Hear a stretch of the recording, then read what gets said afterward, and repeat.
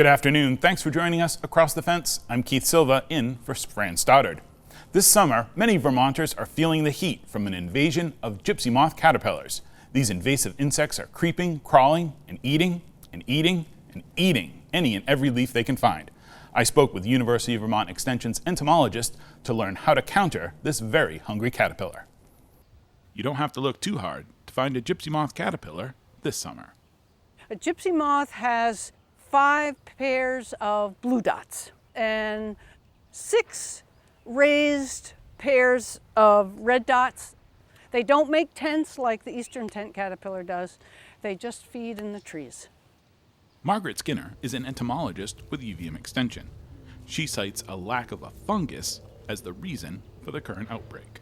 A fungus called Entomophaga maimiga became widespread in the population. I don't know for sure, but I suspect because we've had such hot, dry summers for the last 2 or 3 years, that's just not very good conditions for maintaining this fungus.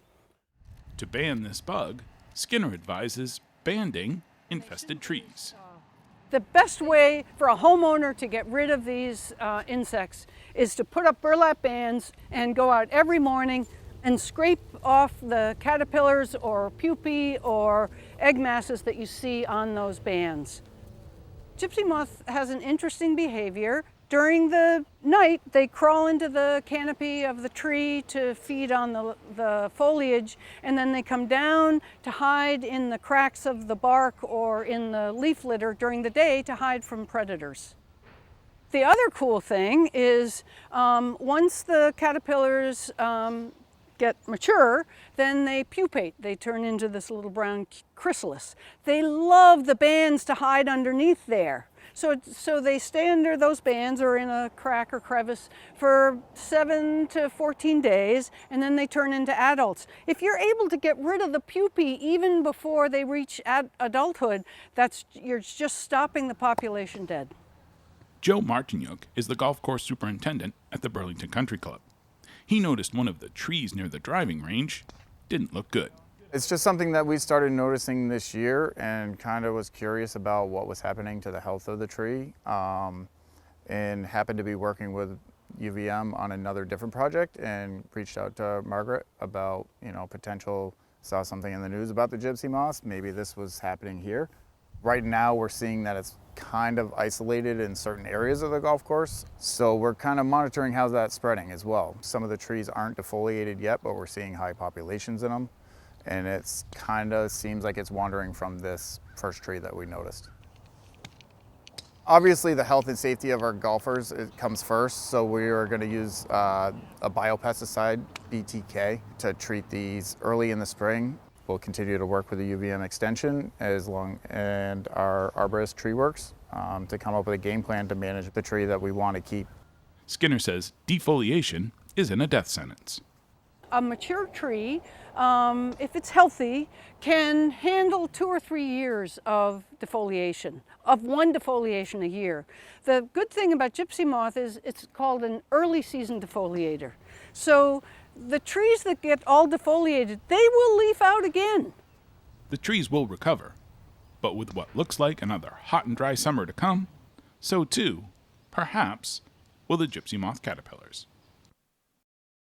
For more information on how to protect your trees from gypsy moth caterpillars, visit the UVM Entomology Lab's website and click the link labeled Gypsy Moth Fact Sheet. From one bad bug to another, the emerald ash borer is, unfortunately, no stranger to the Green Mountain State. Since it was first detected a few years ago, some Vermont communities have taken a radical but proactive approach to battle this bug. Take East Montpelier, for example, where they're slowing EAB ASAP. If you want to know how to identify an ash tree, just ask Paul Kate. White ash is one of 3 species of ash that we have here in Vermont. White ash, green ash, and black ash. The ash trees have opposite branching, and even in a large ash tree, if you look up in the tree, you'll notice that same branching pattern in the whole tree.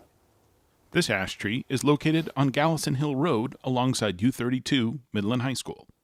Kate serves on the East Montpelier Resilient Roads Committee, along with Jeff Cueto, the committee chair. Well, we did inventory in 2019, 62 miles of road. About 2/3 of them are supporting ash trees along the roadside within the right-of-way. Just short of 2,500 ash trees that are 6-inch diameter and larger. The vast majority of them very healthy trees. So it's a little bit of a paradox because we started this committee to preserve roadside vegetation, especially trees, but we're immediately handed with the task by the select board to step ahead and look at removal of ash trees to eliminate that threat to our roads. The threat to the ash trees in East Montpelier and Vermont is due to the emerald ash borer, or EAB. Native to Southeast Asia, EAB was first discovered in Michigan in 2002. Since then, EAB has been responsible for the destruction of tens of millions of ash trees in 30 states. The only cure is to have the ash trees taken down. EAB was first found in Vermont in 2018. East Montpelier has been spared, so far. It seems rather inevitable that EAB will be in East Montpelier if it isn't here already. We're sort of in the risk zone, if you will. Montpelier, Plainfield, Barrytown all have EAB, and so it could be here now. We haven't seen it. We put up some purple traps last year closer to Plainfield. Didn't find any EAB on the traps. Seeing as it seems inevitable, it's good to kind of get ahead of it. The site near U32 was selected as a pilot project with 160 trees slated for removal. This effort would inform the committee on costs and, more importantly, engage residents about East Montpelier's proactive approach to combat EAB. The 160 trees included the hedgerow along Gallison Hill here. The removal extended into 2 of the local neighborhood roads. One thing that you find when you do this kind of thing is that people really love their trees.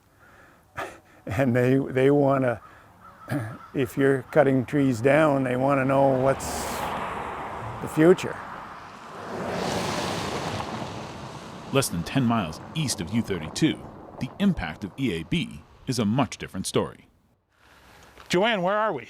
This is a roadside in Plainfield, Vermont, and Joanne Garten works as a technical assistance coordinator for Vermont Urban and Community Forestry. She works with Vermont municipalities on mitigating the ash trees in their community. some municipalities are taking stock of what they have, literally getting out, walking the roads. Our program, Urban and Community Forestry Program, helps municipalities do that. We have some training, we have some iPads and ways that you can sort of help note the location and the condition and the size of those trees.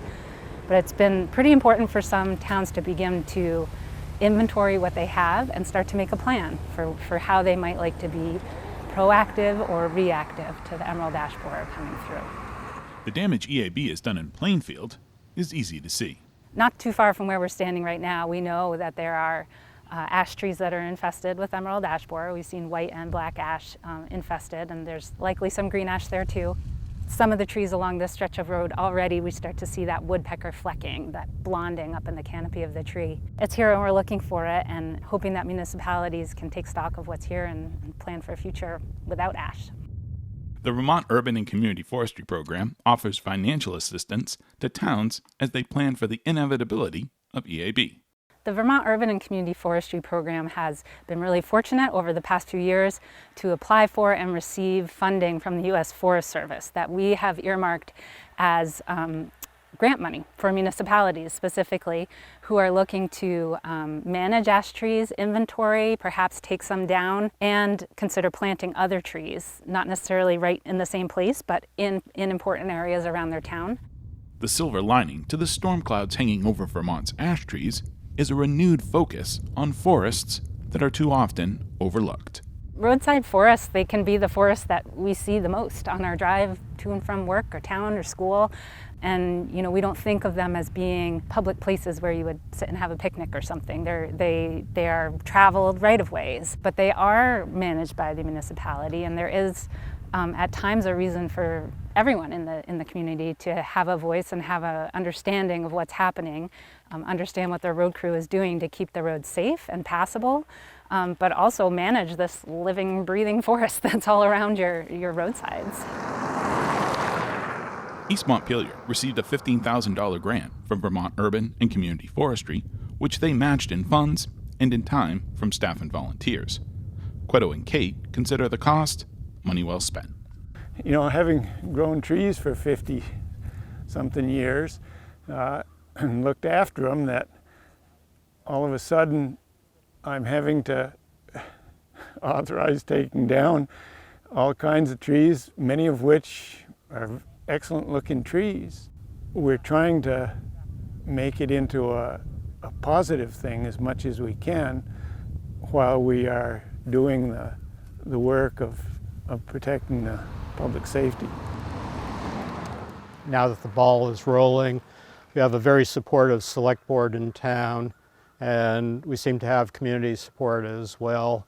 And you know, for the safety of the road crew, for the safety of the traveling public, for our aspirations for future roadside vegetation in terms of holistic management, it makes sense. The emerald ash borer is here to stay. Vermont's ash trees may fade from the landscape, but the urban forest endures thanks to those who stand tall for Vermont's trees. VTinvasives.org is the place to go for pests and plants that pose a serious threat to Vermont communities. While you're there, find out how you can become part of the solution by reporting an invasive plant or tree pest. I want to thank everyone here at WCX who made this program possible, and as always, thank you for stopping by Across the Fence.